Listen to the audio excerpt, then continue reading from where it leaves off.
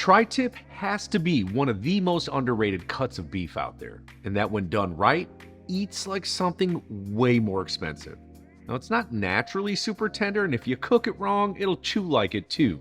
But with a few simple insider chef techniques, I think I can make it incredibly juicy, tender, and extremely flavorful. Sound good? Let's cook. I've got a 2¼ pound tri-tip steak, and as you can see, this cut is triangular in shape, hence the tri-tip. And it's a boneless muscle found at the bottom sirloin of the cow. They can be as small as 1½ and up to 2½ pounds, and it's fairly lean cut with some decent marbling. And you also may hear this called the Santa Maria steak, California cut, or a Newport steak. Okay, enough lecture hall. You're going to want to trim it up of some fat and for sure the silver skin. Now, I'm not going to pound on you about how much fat should be removed because some of that softer fat is actually going to be good and will render out as we sear it. That equals flavor. But those silvery white streaks, which are the membrane of connective tissue, those, they need to go. Because you can't cook it out and you'll be chewing it like gum. And real quick, while I'm at it, I'm going to trim up another one because, well, I kind of want to test another cooking method that I've always wanted to do just to see which one I like more. Now, the first thing you can do to help in the juice, flavor, and Maillard department is by dry brining it. So place it on a rack over a sheet tray, and yes, I always use parchment paper because 15 years in professional kitchens will do that to you. Generously season both sides of the steak with salt, and I'm using Diamond Crystal just as an FYI. And for a good rule of thumb, 1 teaspoon of salt per pound of beef is a really good place to start. Now what I usually do is once it's seasoned is remove the rack for a sec and mop up any of the salt that I missed to the sides of the steak. This looks perfect. So really quick, notice the grain direction of the steak? I'll tell you about it in just a little bit, but first it's going in the fridge uncovered for as little as 2 hours and up to 24 hours. You know, it's funny, I was talking to one of my buddies the other day who's really starting to get it when it comes to cooking. He's like, man, if I just spend a little bit more time in detail, the food is so much better. He's starting to get it, and I couldn't agree more.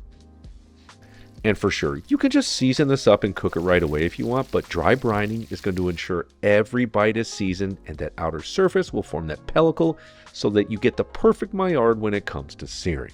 So when you're ready to start cooking, let's pull it out. And as you can see, the surface will have a sticky, shiny like film on it. This is that pellicle I'm talking about. It's a layer of proteins that bond together during that drying process. It only helps create a deeper brown sear. It's a good thing. All right, time to cook. But first, let's get the oven going to 225 degrees F. At this stage, I'm going to season the tri-tip with ground black pepper. Now, in case you didn't know, beef loves pepper.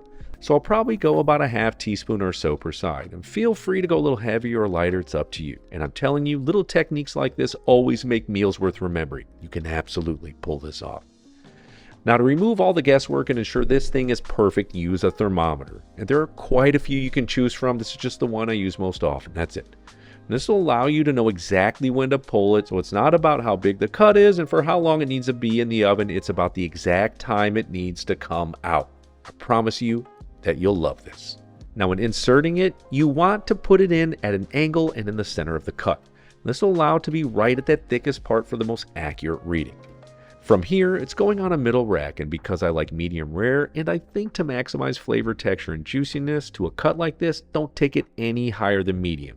So I'm pulling it at 115 degrees F. The reverse sear gives off slow, gentle heat for a uniform rosy red interior, relaxed muscle fibers, and a dry surface that browns instantly for deep, beefy flavor, no gray bands, no guessing. It's juicier, more tender, easier to slice, and beautifully repeatable because you're letting physics do the work, and for you, it's going to greatly benefit this specific cut of meat. Now because I want to try a slightly different reverse sear method, I cranked on the smoker and got it to that same 225 degrees F, and well, I'm going to give this a shot to see if there's more flavor doing this. All right, we've obviously got some time here while the reverse sear is happening, and I'm thinking maybe I'm gonna do a sauce. Now, personally, if the steak is great, you definitely do not need any sauce. I'm thinking just to enhance it. And a lot of folks, they do a plain green chimichurri on this, and don't get me wrong, love a green chimichurri. It goes great on just about anything. But how about for this one? We do a red chimi. And I have a feeling once you try it, you're gonna want it too. First up, I need to roast 1 red bell pepper. Add maybe just a half to 1 teaspoon of olive oil, rub it all over that pepper. Then, like we used to do in culinary school, place it right on the open burner of your stovetop on high heat. The goal is to simply char it on all sides, that's it. And this maybe only takes 4 to 5 minutes. Doesn't need to be perfect in any way. Now, if you don't have a burner, you can do this on a rack in the upper third of your oven under the broiler on high for a few minutes per side until it's charred and looks just like this. Perfect. You've got this, my friends. Now, to peel the skin off with ease, we need to cover it up, so place it in a container with a lid or a bowl covered in plastic wrap and let it sit in here for about 10 to 15 minutes. Now, if you don't want to roast this, absolutely feel free to use a jarred roasted red bell pepper, no problem. And in the meantime, we're just going to mince up a few things, beginning with 1 Fresno pepper. Slice off the end, slice it in half, and for me, you know how weak I am in the spice department, so I'm going to fillet out the pith where all that heat is and the seeds. But hey, if you love spice, you be sure to keep all that in there. Next up, 1 bunch of flat leaf Italian parsley, curly is fine, along with 12 to 13 sprigs of fresh oregano. Now, this does only work if the stems of the oregano are tender, and for me, the stems on the parsley are always good to use. So now get your chop on and finally mince everything together and toss it right in that bowl with the Fresno pepper. Next up, I'm going to finely grate in 2 to 3 tablespoons of shallot using a microplane. Doing this will help alleviate any harsh raw onion flavors and will simply complement. Then the same grate on 2 garlic cloves. Okay, at this stage, let's have a look at our bell pepper, and the goal here is to use a knife or your hands, and that charred skin should come right off. I like the knife because I can scrape it completely off until it looks like this. Nice. Then fillet, seed, and small dice the roasted bell pepper and add it right to the bowl. Now for some more goodness, 1 teaspoon of sweet paprika, a good season of salt, and 2 tablespoons of red wine vinegar. And you can add an extra tablespoon if you just happen to love that vinegary punch. Then last but not least, 1/3 cup of olive oil. Give it a mix until it's incorporated and give it a taste, and wow, so good. You, I promise, are going to love this. All right, let's have a look at what temp we're at, and we're there. This looks awesome. What I'm going to do at this stage is pull it out and rest it for just 4 to 5 minutes, nothing more. But while it's resting, I'm going to pull out the thermometer and take it over to the stovetop where I have a large 12-inch cast iron skillet. Carbon steel, that'll also work as well. Now add in 2 to 3 tablespoons of high smoke point oil like avocado, or even better, use some beef tallow and crank the heat up to high. We want this thing crazy hot, which is going to take a few minutes. And you'll know you're good when that smoke is rolling off the pan like this. Place in the tri-tip and let it stand for exactly 30 seconds. Then, using some tongs, turn it in a circular motion for a total of 30 seconds. I learned this little trick from an awesome chef back in the day, and you do it to help spread the Maillard across the steak. Don't believe me? Give it a little flip-ski and see. Yep, that's the good stuff right there. Repeat the exact same process on this side. 30 second sit and 30 second circular rotation. From there, I sear it on the sides for 10 to 15 seconds. That's it. Nothing more, nothing less. And now for 2 super important techniques. 1, I was always taught to finish cooked protein with a little fat and clean acid, so drizzle on a few tablespoons of melted unsalted butter and a few teaspoons of freshly squeezed lemon. At this point, I like to add back in the thermometer to make sure it gets to that 125 to 130 degrees F, perfect medium rare internal consistency. Cover with some foil and let it rest for 10 to 12 minutes, and the rule of thumb is 5-minute rest per inch thick of steak.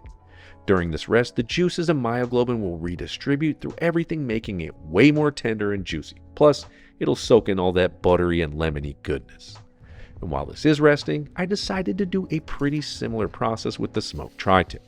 Gave it a rest for a few minutes, and in the meantime fired up that grill to 500 degrees F and seared it over the fire for 2 minutes per side. That's it. Then I did the same rest in the butter, lemon juice, and foil.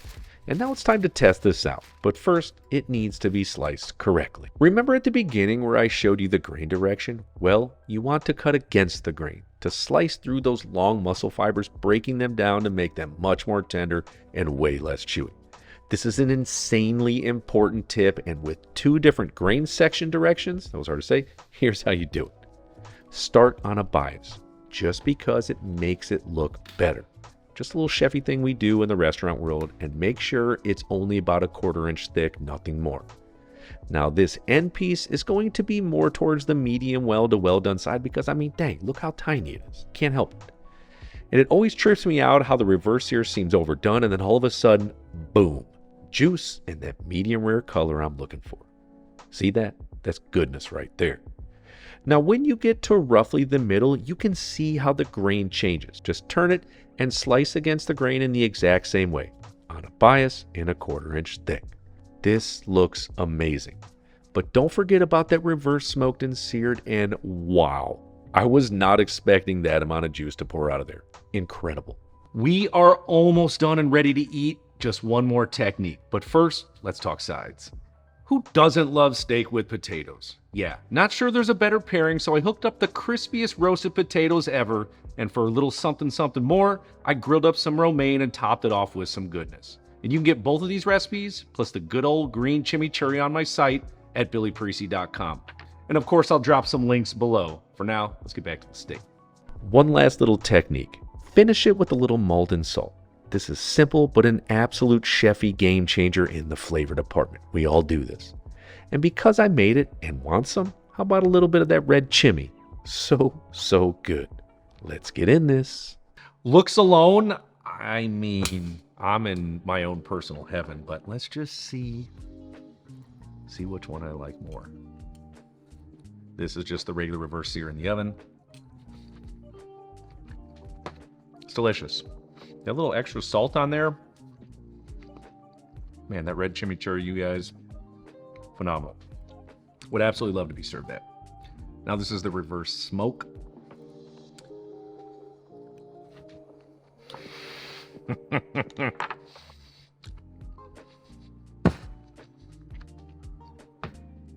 Anytime meat is being smoked, I want to be there. The flavor, I mean, both tender, both perfectly medium rare, lots of flavor, lots of juice. Exactly what I was looking for. But if you want to go the extra mile, the reverse smoke sear is, I won't say light years better, but oh my gosh, you'll absolutely love this. Now, if you're looking to finish this off with making it the most perfect meal you could ever imagine, my creme brulee is ridiculous. And I've got an awesome video, and I'll see you there. A little bit more of this. Actually, a lot more of this. Oh!